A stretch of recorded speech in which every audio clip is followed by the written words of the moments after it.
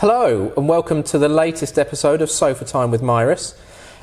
Today I'm joined by Iain Kendrick. Hello. So Iain is our internal trainer, not necessarily just internal staff but also a service that we offer to our customers. I guess what we want to do today is just give people an insight as to why you think it's important that people train their users and the kind of things that we do and the kind of courses that you've been offering and how that's gone. So why do you think it's important that people train their staff? Well, first big thing is really it's all about employee engagement. If an employee feel valued, they essentially they perform better. It also makes your business more efficient, and it means that people are kind of just really engaged with the business and they actually feel kind of valued, which is it's a nice thing for employees, especially if they've been in an organisation and haven't ever really kind of received any development. Just being shown a couple of things here and there can make a big difference to their output, both from a efficiency standpoint and also from a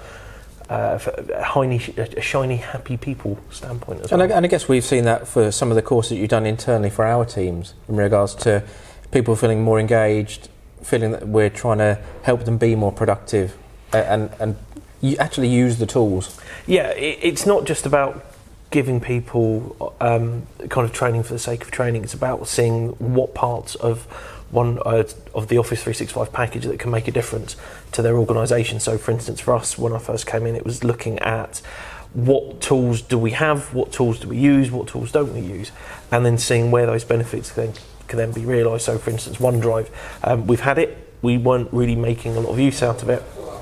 There's been about a 60-70% increase in the usage of the platform since we did our OneDrive training back in about September. So it's again made a big impact to the system. We're just currently doing our Microsoft Teams training. Which is a replacement for Skype, if anybody doesn't know what Microsoft Teams is.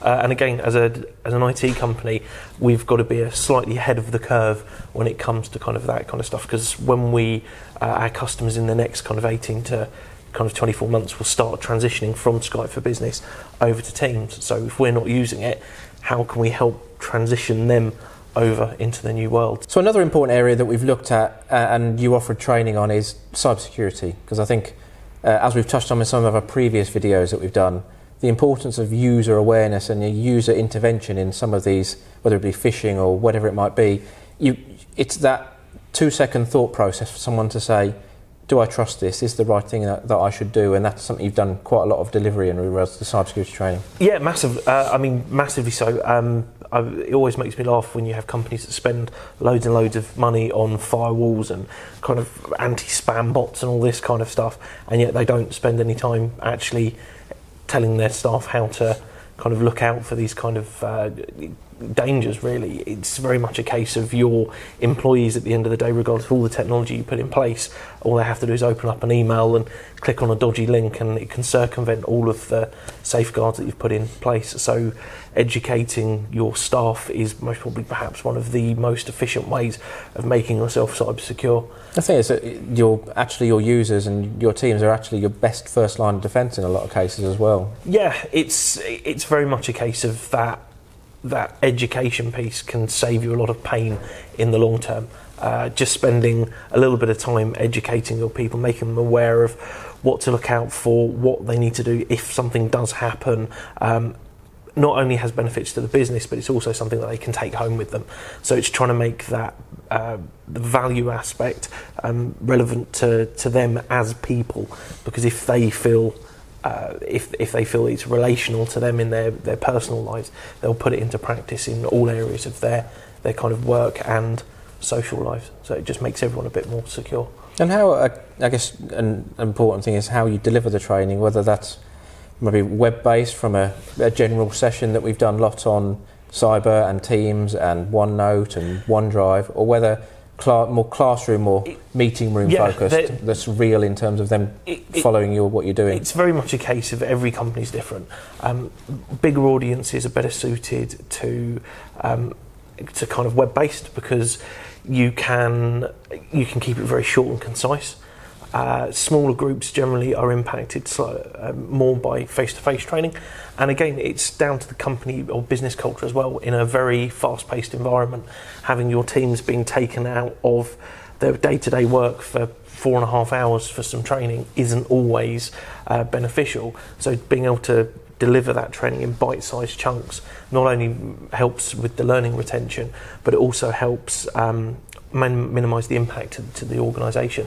Generally within the company, we try to minimise our training to about an hour and a half, because it's also that kind of sweet spot with people's attention. You don't want people to switch off. And No. Not I guess as a trainer, that's I guess first off, your job to make sure they're engaged and entertained, but not. It must be hard for a long day session or something if you were going to do that approach to keep people on board. And again, it's all dependent on what the subject is. So whenever I deliver training internally or externally, I'll take into account stuff like the business culture, which is really important, because, like as I said, some companies are very fast-paced and can't afford for their staff to be out for a long time. Other times it will be along the lines of what is the content they're actually trying to deliver. Does it need a full day's training session, or can we deliver the core message across in a half an hour session? And I guess one of the things we spoke about earlier in keeping people retained and interested is that why you bring buckets of sweets to every training session. Yes. Sugar levels high. Yeah, and again, it's just my way of saying thank you for people for taking the time out to attend a training session, and that's really important to me. I like to be able to give something back to those people, because they're kind of taking time out from their day to spend an hour and a half or however long it is with me. So being able to kind of give them a little bit of a treat just helps break down barriers and form those relationships, apart from when your sales team consistently steal sweets from under my desk. The sweets in the office, you have to steal them. It's the rules. I think we had such positive feedback from customers where we've done, whether that Teams or SharePoint or various different training sessions. We've had really strong, good feedback from when you've been on site with customers. So I think that's driven them to do more once they've kind of started down a path and they realise that actually this is quite valuable. It's kind of, well, what else can we do?